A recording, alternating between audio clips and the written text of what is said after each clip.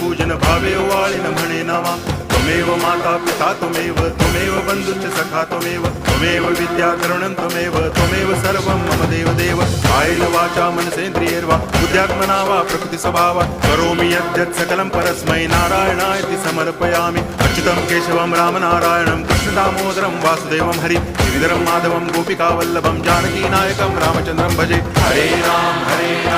Ram Ram